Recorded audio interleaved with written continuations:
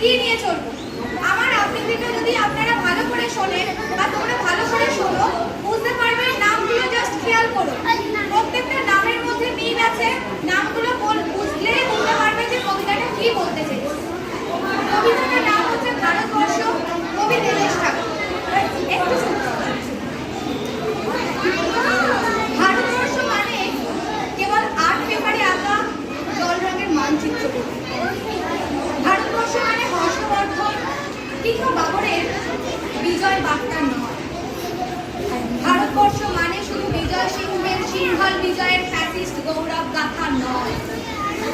ভারতবর্ষ মানে শুধু মীনাক্ষীরাম কিংবা চামচ। ভারতবর্ষ মানে নেহেরুজির বংশানুবৃত্তি কিংবা জিন্না সাহেবের অলিখিত শ্বেতপত্র নয়। ভারতবর্ষ মানে এক ভালোবাসা, তোমার আমার শব্দের, শিল্পের, জীবনের, আকাশের, মাটি। আমাদের প্রাইমারি স্কুলের কবিতা সাহেব সাদা দাড়ি, মাথায় পেজ, ড্রিল করাতেন আমাদের। ডান বা ডান বা সহজ স্নেহে সতর্ক করতেন, বাবা সকল হাত আর পা মিলিয়ে ফেলত। আজ প্রমুখা সাহেবের ভোরের মাটিতে ফেরেশতার হাসি ভারতবর্ষের চেরাগ হয়ে গেছে। বদ্রমিয়ার হাতের কর্ণিকে শিব মন্দিরের গায়ে কত ফুল কাটা, আর তার জোগাড়ি হয়ে মশলা মাখছে ঈশান বাবা। নিয়ামত শেখ আর গকুল মাহাতো একই পাটাতনে ধান ছাড়ে। সোনালী গোবিন্দ ভোগে খামারের প্রতিটি কণায় ছড়িয়ে পড়ে সোনালী আলো। পবন মাঝি গান টানত যুবতী গঙ্গায়, আর বৈঠা করত হোসেনুর মাঝি।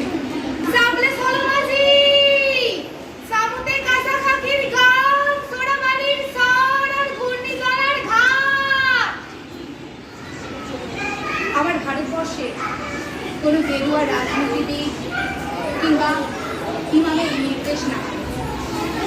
এখানে কোনো সংহিতা হাদিস ছাড়াই কোজাগরি চাঁদের অক্ষিপণ আলো ছড়িয়ে পড়ে ঈদগাহ, আর রমজানি চাঁদ তুলসী মঞ্চের পূর্ণ আলো।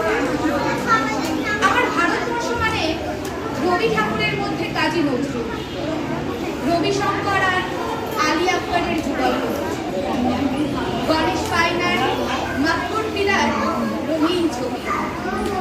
আমার ভারতবর্ষ মানে লালন ফকিরের গান। আমার ভারতবর্ষের মাটিতে দাঁড়িয়ে আমি শুনেছি মোহাম্মদ রফি আর লতার গীত, দেখেছি আজহারের সঙ্গে সচিনের পাল্লা দিয়ে দৌড়। মাঠের এক প্রান্তে দাঁড়িয়ে শুনেছি নৈমুক্তিনের তদারকি চিৎকার, বিজয়ের কুলজিৎ